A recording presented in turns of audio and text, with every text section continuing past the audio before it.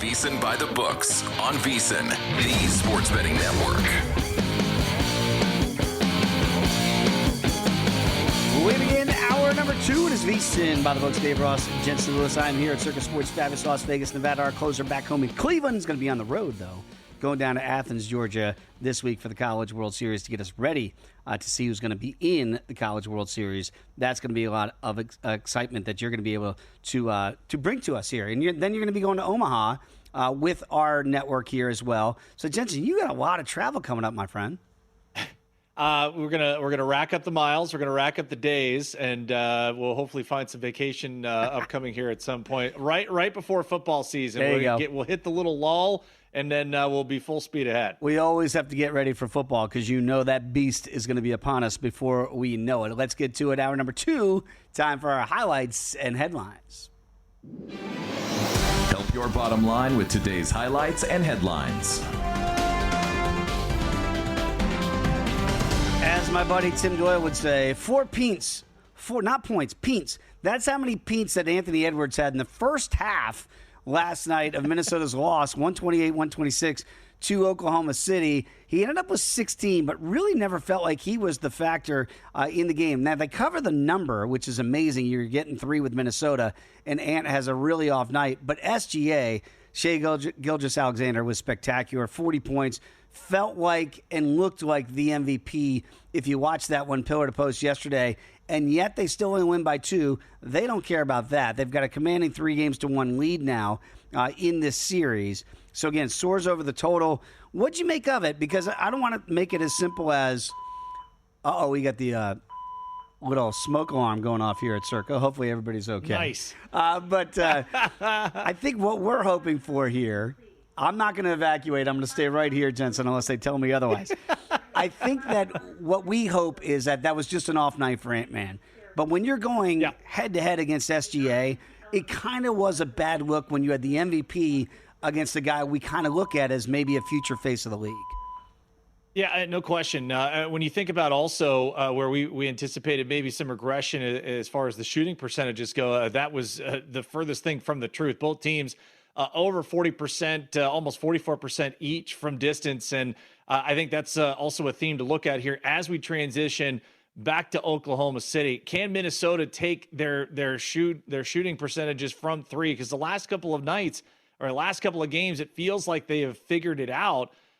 That being said, you're right. It begins and ends with Anthony Edwards. And I think for people just joining us, we kind of highlighted, if you want to go right away to maybe an Anthony Edwards first quarter points over, we feel like he's not going to pass up shots, right? He's not going to be that guy that we just saw in game 4. He's going to have to take the fight to SGA, to the rest of that Oklahoma City defense. So you'd anticipate maybe a potential ladder of those points in a win or go home scenario. So I do feel that we'll get that urgency factor. I don't know if first half spread yet from Minnesota, just because we don't get that trend of Oklahoma City not covering on the road, albeit they were up 9 at halftime. And I think you made the great point is you kind of felt like this one was set it and forget it with just a 3-point spread. But that's why they play all the way to the end. And so I think Minnesota has that sense of urgency coming out early in game 5. Can I interest you in this, Jensen? And again, we think everything's fine here at Circa. If you hear the distraction going on, we do have the fire alarm going off right now, but we think we're going to be okay here, Jensen. I wanted to ask this. This is something else Tim Doyle and I have talked about a lot, and Timmy is a big proponent of the Elam ending in the NBA. And for those that don't know what that is that you play to a target score instead of the traditional time at the end of a game. And the reason why I bring that up, Jensen, if you watch the end of that game, and I did last night, it was tough to watch. Where you're down 3, you're fouling, and it's basically a parade to the free throw line, at least for the last minute. Do you think the NBA needs to look into this? Because I know there are a lot of people out there going, I don't know how we change it, but this has been offered. Some leagues do this at lower levels, this Elam ending where maybe they give you a target score at the 4-minute mark, and then that way you're playing to a goal of a number versus time and foul, go to the free throw line. Do you think that's something the league should look into? Boy, if they're doing it there, then you would think collegiately, because we do see this towards the end of conference tournament games. Also, in the NCAA tournament, teams trying to prolong their season. So I hate that the NBA is still having to figure it out here. And again, the NFL not exonerated either. Right. And MLB, they put the automatic runner now in extra innings to try and speed things up. So I think each league trying to find that iteration of making sure teams are not out there for an extended period of time, but also trying to make the gameplay worthwhile, right? We want action. We want things that are happening that make it intriguing to watch. So it's a postseason. I don't know if, there's an easy fix for that, Dave, right? I know the NFL has tried to figure it out with the overtime rules. They're almost there. Make sure you listen to By the Books. We have the answer, Roger Goodell. But I think overall, it's just kind of the nature of the beast, right? You're doing whatever you can to try and maximize possessions to get back. So it kind of is what it is. Yep, and this is what we have right now. So we'll see if there's any change in the years to come. I doubt it, but that was tough to watch, certainly on the eyes. Tough to watch if you're a Florida Panther fan last night. You're going, how in the world did we not win this game yesterday? And they did not. They get shut out at home. 3-0 is the final by Carolina. And so the Hurricanes prolong their season now, 3-1 there in the Eastern Conference Final. And what is more bizarre is that they finally snapped that 15-game losing streak in the Eastern Conference Finals, dating back to their last 4 attempts to get a win here in the Eastern Conference Finals. But Jensen, they did look like the better team, which I don't think anybody thinks they're the better team than Florida. But for one night, they did look like the better team. They are the higher seed, meaning if this went 7, it would be in Carolina. I thought the series was over. I was wrong. Is it going to end either in Game 5? Because I don't know that you want to see a Game 6 back in Florida. All the pressure would go back to the Panthers. No doubt. Just a slight favorite at DraftKings right now as we're seeing it at minus $1.12 for Florida, Carolina minus $1.08. And I think this is one of those scenarios from athlete speak here, make it a 1-game season. And perhaps that's what Rod Brindamore did with his dressing room yesterday was, guys, like, I get it. I know what's happened. We have not played our best hockey, but we can remove all of that and just start over because no one expects us to win tonight. And if we do, no one's going to expect us to come back. But we can't even think about Game 5 until we finally get a win and get on the board here. So if indeed it was just being able to compartmentalize, Dave, and say, we're a lot better than what we've shown. We need to be really good with the forecheck. We need to take advantage of opportunities against Bobrovsky, in front of the net. Not the craziest of scores here, but a 1-0 lead probably felt like a 3-0 lead for them, considering what they've gone up against. So as you see it now, you're right. The narrative shifts. If Carolina gets out early, you put Florida on their heels. Heck, if you put up a crooked number against Bob, now we have narrative shift. Now we have momentum, and who knows? But I think they have to keep it very simple. I think it has to be that 1-game season mentality. We're going to talk more about the Stars and the Oilers with their big game coming up tonight in the next segment. But you mentioned the Bobber. He still is the second betting choice here to win the Conn Smythe. He's plus 230 to get that done. And again, you would not expect this series to get, again, for the Florida side, you hope it doesn't get much tighter. But with each passing game, I wonder where that number would go for Bobrovsky. Connor McDavid, by the way, is the favorite here to win the Conn Smythe at plus $1.65. We talked a little bit about that yesterday here. But Sasha Barkov is 9-1 as well. So interesting there that it feels like it's Bobber, but if he has a couple bad games and or does that open up the door for a guy like Barkov? I'm not sure that would move those numbers that dramatically. But at plus 230, do you like that better if you're still firmly on the Florida side, or if you look to the finals and overall to win the Stanley Cup, just go with the team prop and take the Panthers? Or would you take the little added boost with the Bobber?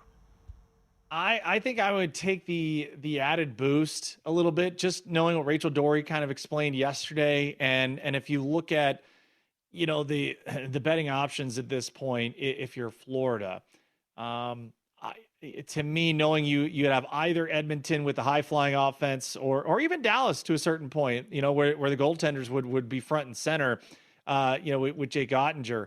I wouldn't mind Bob there on the elevated price. And I think too, there is something to be said for what Barkov's put together into this point of the series. I'll throw one at you here because I feel like Yeah, maybe not. I saw Kachuk at 20 to 5 to 1, and I'm like, all right, what's the path there? I mean, does it have to be, kind of a way that someone gets injured, or Sure. that would be that. So yeah, I think I'm with you. I think Bob with the extra couple of cents there and a dollar or so. Yeah, I think that's the way I would go. And again, it is a different shift from McDavid because you're getting 20 cents. That's it. You're getting $1.45 on Edmonton to win, $1.65 on Connor. You are getting a difference here because the Panthers are plus $1.05 to win the Stanley Cup, and yet you get over $2.30 for Bobber. That's significant. So I'm with you. I think that I would take the shot. But again, if things get squirrely in the next couple and it gives up 3-4 goals, then maybe those numbers change a little bit and it's not as profitable. But right now, that feels like a playable number if you still believe the Panthers are going to hoist Lord Stanley's Cup, play Sergei Bobrovsky to win the Conn Smythe instead of the team. Right now, if you want to bet the ponies, you can do so. We're going to be able to take your betting to the next level with First Bet, whether you want to bet at Santa Anita, Gulfstream Park, Saratoga, up there in my old neck of the woods there in the Adirondacks. First Bet is going to put your action right at your fingertips. So sign up now at firstbet.com. That's the number one, stbet.com. Use the promo code VSiN200.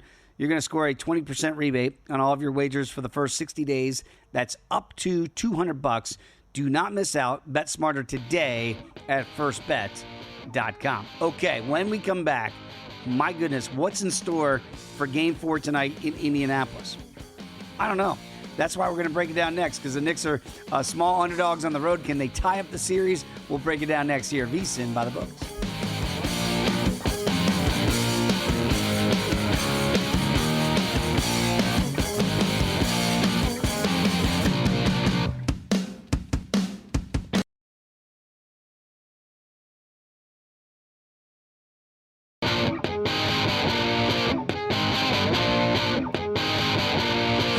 Tuned in to VSiN By The Books, right here on VSiN. We are back at a very interesting VSiN By The Books. Dave Ross, Jensen Lewis. I'm here at Circa. Sound the alarm. Cue those fire alarms. We're going to try to get through the show. We hope everybody is safe here at Circa. The elephant in the room, if you can't hear it, we've got the beeping and the alert system has gone off here at Circa. We do believe everybody's going to be okay. But Jensen, I don't want to leave you high and dry, brother. So hopefully I'm going to be able to stay right here in my perch and be able to have this conversation with you. But if they escort me out of the building, you know what's going on, my man. The only thing I can think of is someone got really hot on a craps table, and they had to put out the fire there, my friend. The literal cooler. They had to bring him in. Well, exactly. So hopefully everything's going to be okay there. It could be hot and heavy tonight, certainly in Indianapolis for Game 4 between the Knicks and the Pacers tonight. I mentioned as we were going to break, Jensen, I don't have a feel for this series at all. How you have a feel for this series is beyond me. You saw the epic collapse by the Knicks in Game 1, which is a game they had firmly in hand until they didn't. Halliburton hits a big shot. They go to overtime, and the Pacers win it again in overtime. And then Game 2, remember, the Knicks were as high as 6.5 point favorites in Game 2. And I kept saying, boy, I don't know if I want to be laying those points. Didn't expect them to lose that game at home as well, but they did, down 0-2. And then here in Game 3, the Knicks fall behind by 20 in the first half. Where have we heard that before? And then lo and behold, the Knicks come back and somehow upset the Pacers 106-100 in Game 3.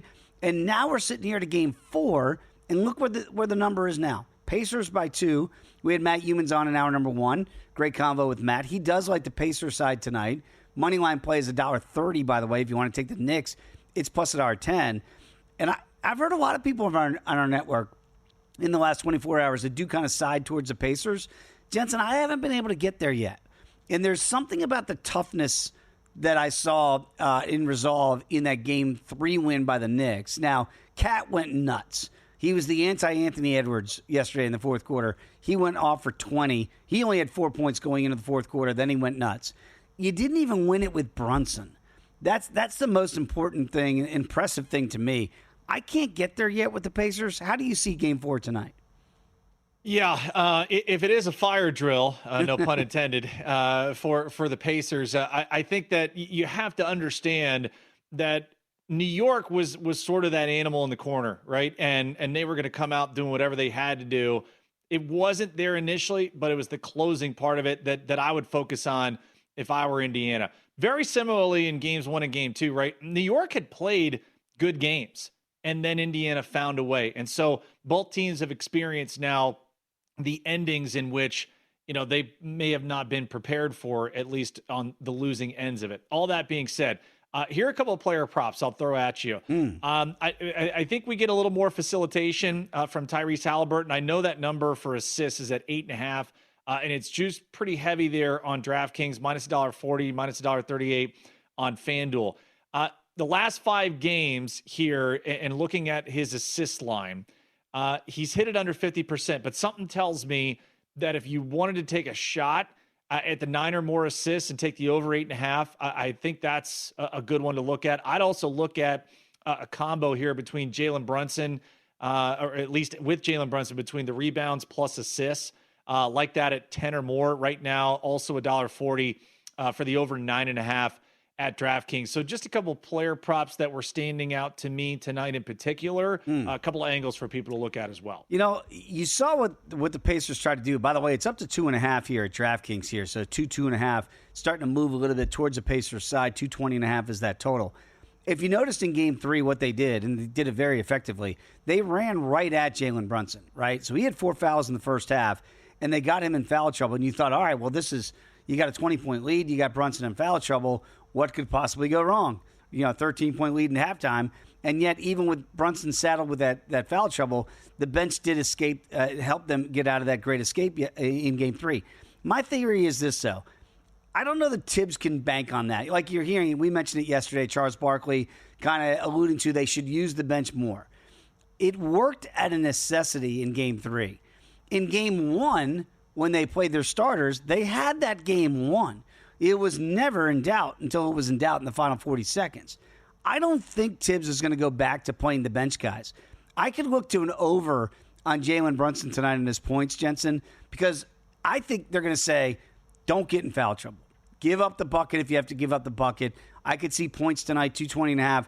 Could be an overplay for me before we get there, because I could see Brunson saying, we got lucky last time with me in foul trouble and me not being the main guy. I think he's got to be the main guy for the Knicks to win this. I think he could be looking north of 30 tonight for Jalen if the Knicks are going to be back in the winner's circle, because I don't think they get it done the way they got it done in game 3. Wow. And I think that's probably spot on, too, knowing that, this is one of those. Did Will Hill say it where, the 3-1, I know we talked about the commanding leads in game 5. But game 4, almost the fork in the road spots. Yep. Nailed it talking about Thunder and T-Wolves yesterday, potentially right here now. You look to your stars, right? And I'm with you on the angle there for the Knicks. Wonder if, there's – I don't have a lean on spread or total at the moment. Like I said, just a couple of those player props that would stand out to me. So I'm kind of anxious to see where the money goes rest of the day. If there is a bit more of that emphasis on Indiana, knowing that you better win it here, otherwise this series momentum shifts completely. And now the Knicks have taken the best punches. They've gotten back up off the mat. And, again, just that part of it could be playing in here where the urgency factor remains way more with Indiana than maybe it does with New York. And I thought Matt really made a good point, Matt Humans in hour number 1, too, that listening to Halliburton talk and realizing, and you noticed this in the second half when they had that 13-point lead, actually had it up to 15 late in the third. They were walking the ball up. That's not the Pacers. So I would expect pace from the Pacers today, and they're going to go, hell or high water here and really push tempo against the Knicks. That could lead you towards an overplay if they're as effective as they were in games 1 and 2 offensively. 220.5 is that total tonight. You want goals if you're Edmonton. You'd like some open ice. And you'd say with Dallas, we'll take our chances with our front line against Jake Ottinger, and that's how we're going to take a commanding 3-1 lead here for the Oilers tonight. They are big favorites at home again, north of the border in their barn. $1.60 right now, and plus $1.43 is to come back on the Stars. Again, look at that puck line if you want to go there. Edmonton by 2 or more is plus $1.52. If you want to take the goal and a half, maybe hope for at least an overtime here for Dallas, you got to lay $1.74. that total sitting at 6.5. It does feel, and I know Stuart Skinner's been very good as we get to this part of the series, that an over would favor Edmonton and an under you might lean towards the Stars. Do you see it that same way for that kind of multi-handicapping of how we see the game flow going? Yeah, I think so. And again, maybe that first period puck line too, or excuse me, the total over 1.5. I know Jonathan Davis had sent you and I a note, and I think, again, just knowing where this series is and how the dynamic has played out. So let's err on the side of we get goals tonight. He had said, and I think you would agree, 8 straight games now and 19 of the last 22 where the winning team has won by 2 or more goals. So essentially, go play both puck lines here for Edmonton and Dallas. That's what JD's going to do, and I would totally endorse that move. And why get in front of that train right now the way that this Edmonton offense is going? With 2 goals in the last outing, Connor McDavid in that win, that 6-1 win. Again, we talked a little bit about it in the last segments. Plus $1.45 is the Oilers' number to win the Cup. A plus $1.65 is Connor McDavid's number to win the Conn Smythe. I don't think he can do what he did last year, Jensen, which is win the Conn Smythe on a losing team in that 7-game series last year with Florida where they were down 0-3, came all the way back, forced to Game 7, and Connor still won the award. Do you think that's the outlier, right? Like if you bet McDavid at plus $1.65, that means you're betting Edmonton to win the Stanley Cup. And again, it bears repeating for people that haven't jumped in. We talked Draisaitl. If you wanted, I even hesitate to say it's a lottery ticket, right, Dave? Because he's so involved and he's such a huge part of the engine that drives that thing. So if you're looking for a higher payout and maybe a way to differentiate, that would be the only other play. By the way, we believe everything is all calm here. Shout out to my guy, Ferdy Tolentino, others who have been texting me. We are safe. Crew is safe. We're safe here at Circa. The show will go on, everybody. We're all good here. A little scared, but that's why you do what you do to make sure everybody is safe. So we're all good here at Circa.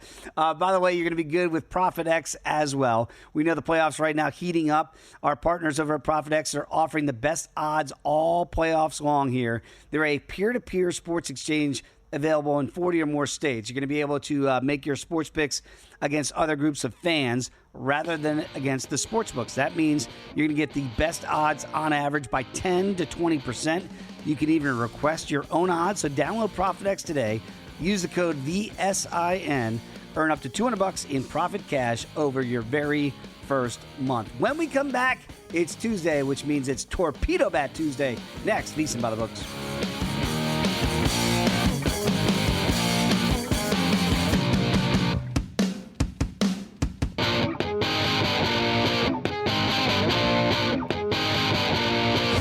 Tuned in to VSiN By The Books, right here on VSiN. We are back, VSiN By The Books, Dave Ross and Jensen Lewis. And on this Tuesday, you always like to do this, Jensen, do a great job of it. It's not just Tuesday. It's Torpedo Bart Tuesday here in Major League Baseball. What do you have to start off? And maybe it's that little big man down there in H-Town. Yeah, twice as nice. So we're going to target a couple of second basemen here with some good career numbers against a couple of lefties that they are facing today. So we'll go with Jose Altuve, the big man deep in the heart of Texas. We say that jokingly.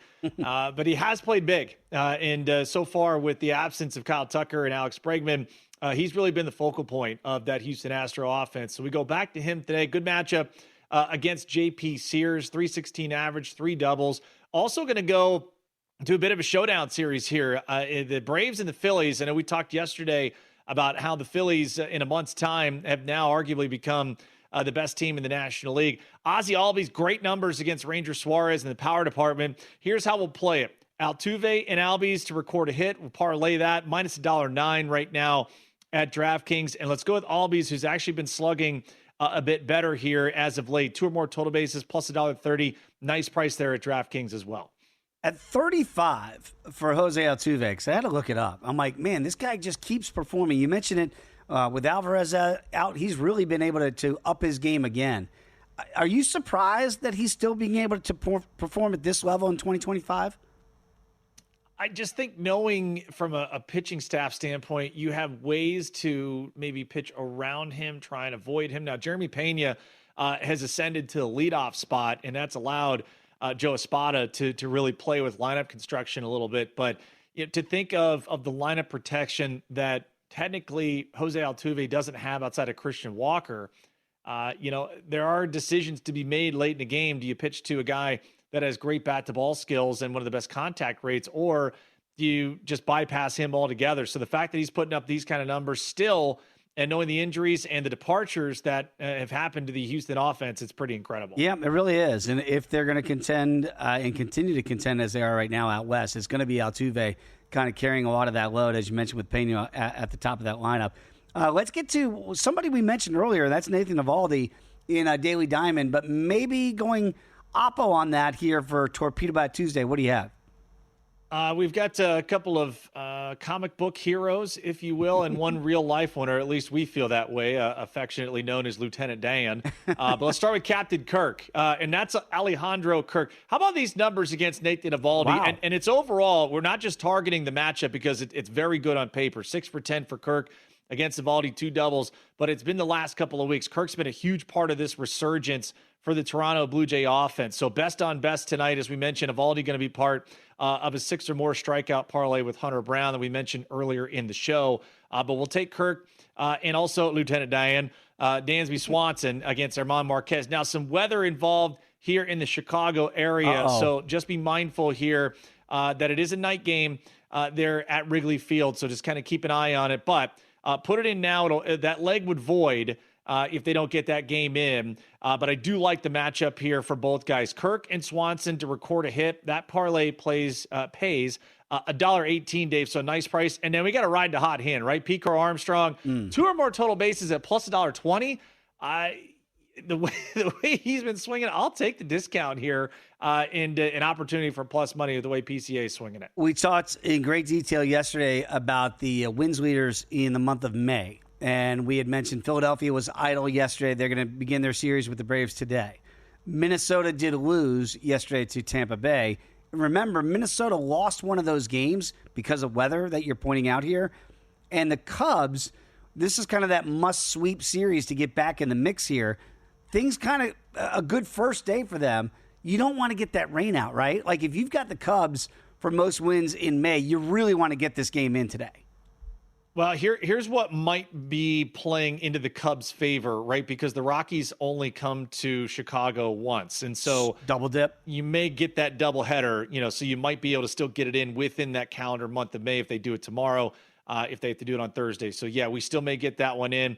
Do like the over, by the way, 7.5. That's an official play. Just lock that in for VSiN Pro subscribers. So over 7.5 minus $1.08.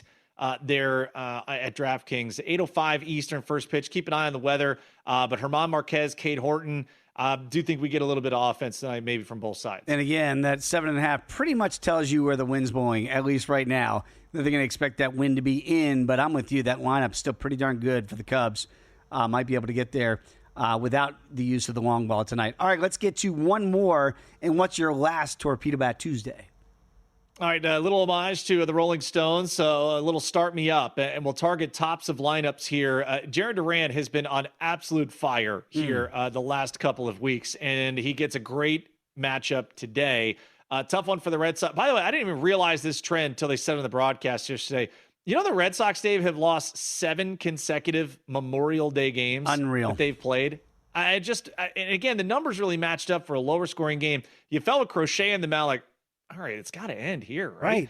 So let's stay with the hot hand. Let's stay with Jarren Duran, 4 for 8 in his career against Aaron Savale, who will be on the bump today for Milwaukee. And then Mookie Betts has loved, whether he's been in a Red Sox uniform, now at the Dodgers, he has always hit well at Progressive Field in Cleveland. Going up against tough customer and Tanner Bybee, who has really pitched the ball well as of late, 6:10 Eastern. That's the first game on the docket today. Let's just keep it simple. Jarren Duran, Mookie Betts to each record a hit. That one you can get at minus $1.06 right now at DraftKings. I'll just say this. Since my mom and dad started watching the Orioles last week, they've won 3 in a row, right? The Red Sox, the Red Sox have lost 3 in a row. They're in 4th place in the AL East. 7.5 games back behind the Yanks, okay? The Rays, who have won 6 in a row, are now in second place, and the Blue Jays, who've been playing some better baseball, 5-5 in the last 10, 7 games back. Like, I keep looking for a spot to say, all right, I'm going to get back in on the Red Sox. Jensen, I haven't done it. I'm glad I haven't because they keep Tom Petty free-falling here. Are they doomed without Breggs for a good chunk of time? Because I'm looking at this thing like you. If you can't win with Crochet, and he's still shoving out there, how are you going to win? Like, we were banking on the front-end talent of this rotation, and now without Bregman there, it can't all be about Alex, but 7.5 games back, I don't want to see the season's lost. It's only May, but it does not look good. No, it doesn't.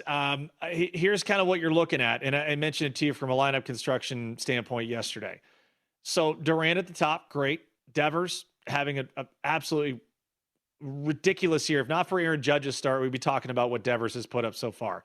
So as I said, it's between a Wilyer Abreu, a Christian Campbell, Carlos Narvaez. You're not sticking the rookie Marcelo Meyer in there. Trevor Story, it's not the Colorado Trevor Story iteration. So, even if you had Tristan Cassis, and I told you, you don't see a lot of managers wanting to run out 3 lefties in a row or 3 righties for what makes a difference there. But here's the thing that stands out to me. The offense has been fine. We'll see what happens without Breggs.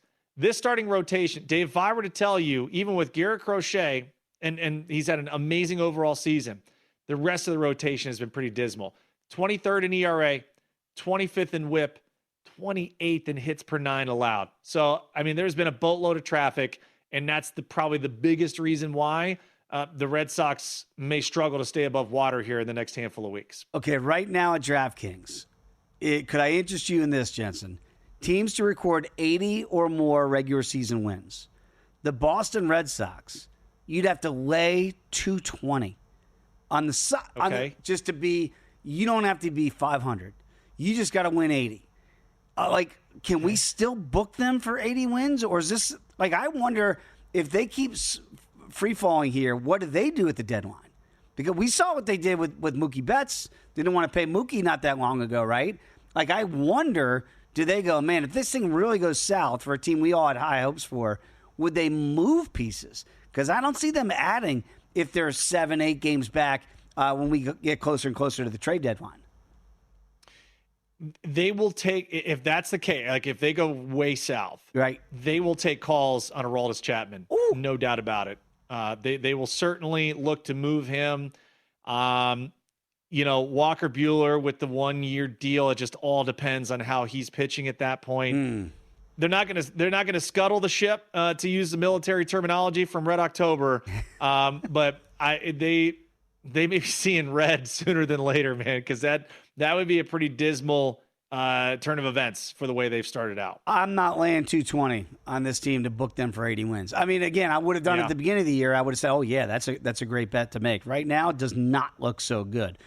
Before those lines move, check out Sharp Plays at sharpplays.com. They've already helped move them. They're not going to chase that market. They're going to be all over those line moves, so you're not going to outmuscle the billion-dollar sports books or full-time professional bettors on your own. Sharp Plays, you don't have to worry about any of that. They're powered by cutting-edge AI, trusted insider sources.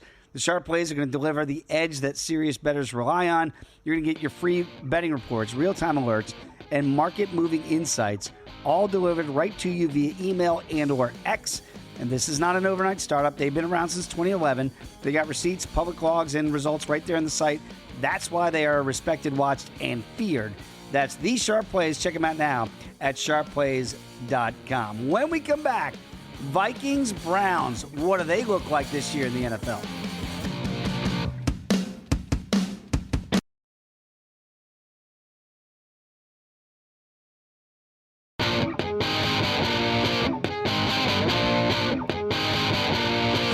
Tuned in to VSiN By The Books, right here on VSiN. We are back. VSiN By The Books. Dave Ross and Jensen was here on a Tuesday. Love breaking down each and every NFL team. We're making our way here. Now that the draft is long gone, free agency for the most part feels like it's pretty much settled. But again, we talked about it in hour number 1 with Matt Humans.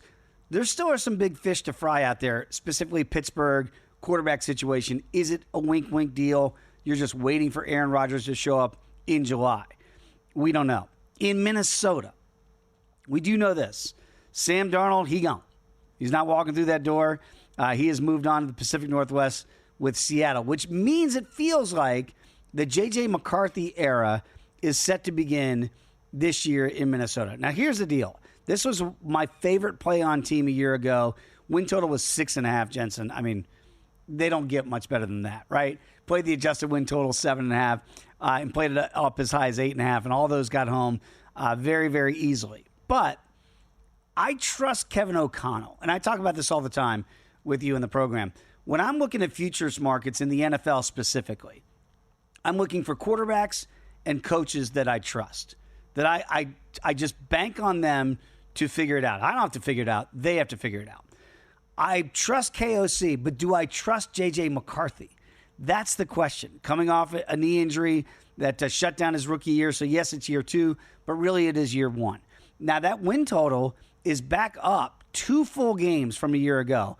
It's up to 8.5. Now, they won 14 games a year ago. I don't see that coming. It is juiced heavily to the over at $1.45.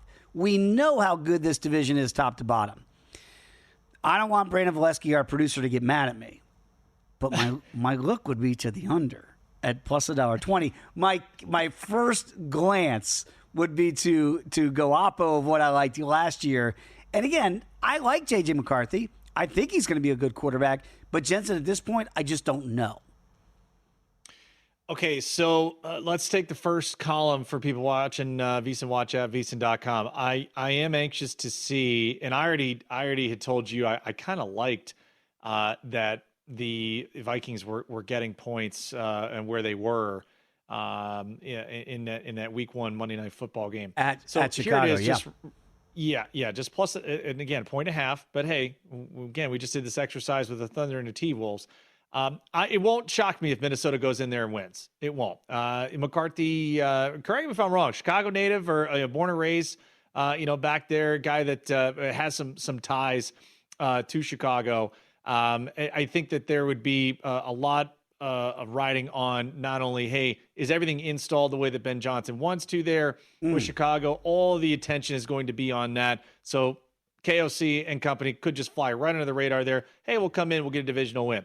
You and I do this exercise all the time. We look at win totals. Can we objectively say the Vikings will be 3-3 at the very minimum in this arguably the most competitive division in football in the NFC North? So I'll have you answer that question first for me. I would like to say yes, and you're right about J.J. McCarthy with the Illinois roots. So it will be a homecoming to kick off his NFL his debut as a quarterback here in the league. Yes, I'd like to think so, but I do think the Bears are better. I really do. And again, the Bears have been a fade team for me the last couple of years. I don't know that that's going to be the case this year. So let's give them the generous split against Chicago, right? Let's give them at least that, if not win 2. Packers, we know how good that's going to be. More than likely, you would think a split. Lions are still the class of the division, but it does feel like the marketplace is saying they've come back. So yeah, 3-3, maybe upside is 4-2, but the rest of the schedule, Jensen, is not easy, right? You're going, look at this. You're going to the Pacific Northwest in Week 13. The Commanders, we saw how good they were a year ago. I know it's Dallas, but it's still on the road on a Sunday night. That's not going to be an easy bargain there. It does feel like you hope Week 16 against the Giants is a winnable one. But even the middle column of that schedule, Eagles, Chargers out of division, Ravens out of division. So with a tough division and a really tough out of division, now the 2 games overseas in Ireland and London, those count as road games, which is helpful for them. But again, you would hope you beat the Browns. The Steelers feels like it could be a pick 'em.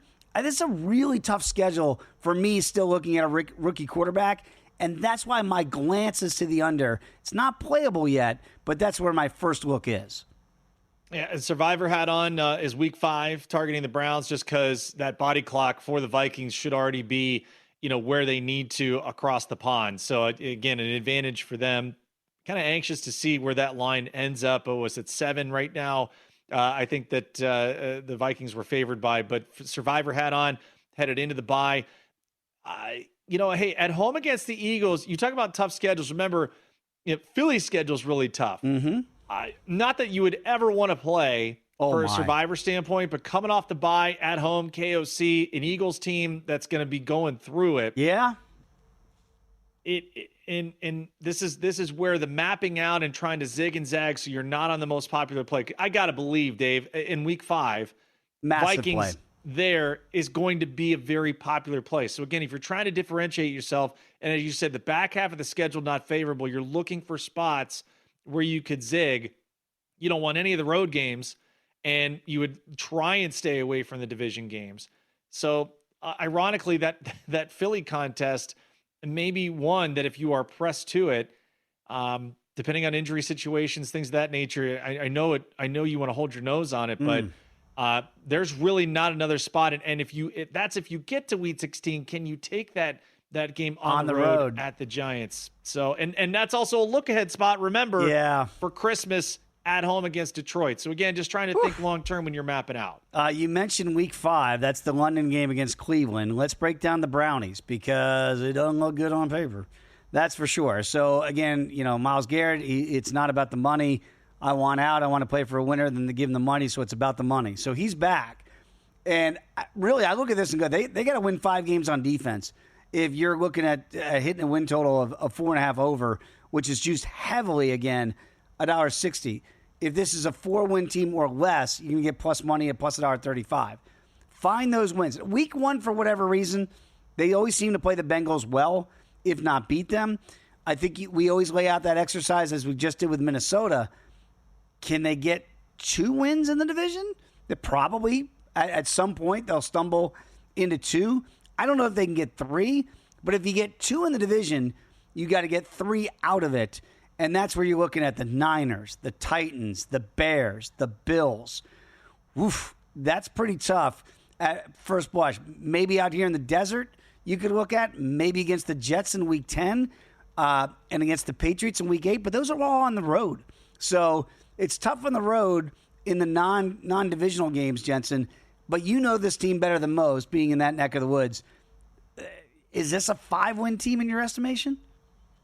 So the idea is that Joe Flacco, barring something unforeseen, wins the starting job and gets the first at least 5 weeks. Okay. They come back from London. If they are winless at that point, I don't think you pivot to, let's just say for conversational purposes, you don't pivot to a Shedeur Sanders. His first game is on the road in Pittsburgh. I don't think you do that. The prevailing sentiment here, Dave, is if things go the way they would anticipate it and it's just not a competitive year, is that when they come back off the bye, that would be the first opportunity with a little bit more extended practice that when Shedeur Sanders would make his debut.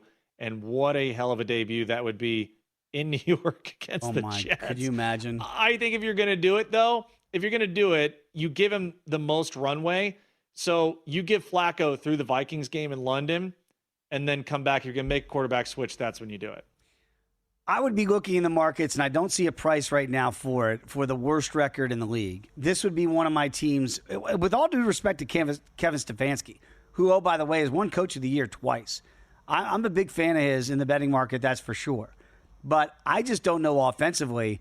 If it's Flacco, Flacco's going to get the toughest part of the schedule, right? Bengals, Ravens, Packers, Lions, and Vikings in London. Like that, good luck, Cool Joe, at your advancing age to figure out wins there. And then if they make the change, it's against a quote-unquote easier stretch at Pittsburgh. Going to be a dog there. And then certainly against those teams I mentioned on the road, like the Jets on the road, they should be winnable games. But if you've changed quarterbacks at that point to Shedeur, theoretically, what does that offense look like? No idea. So to me, it does feel like an underplay, doesn't it, at plus money, at plus $1.35? Browns. Yeah, and Browns are the betting favorite, 4-1 for fewest wins, right in front of the Saints, plus 425. Giants at 6-1. Maybe the Saints. They look god-awful. We'll see what it looks like in Cleveland. If you want to know where the money is moving before you make those bets, you should be a VSiN Pro subscriber because when you are, you get access to our betting splits. So you're going to get these for as little as $9.99 when you become a VSiN Pro subscriber. All you have to do is go to VSiN.com/subscribe. So again, each and every day, Jensen's all over it here. You're looking at those numbers from Circa, those betting splits at DraftKings there. So it's really going to help you figure out the best way to make those bets. So get VSiN's exclusive betting splits for as little as $9.99 for your very first month at VSiN.com/subscribe.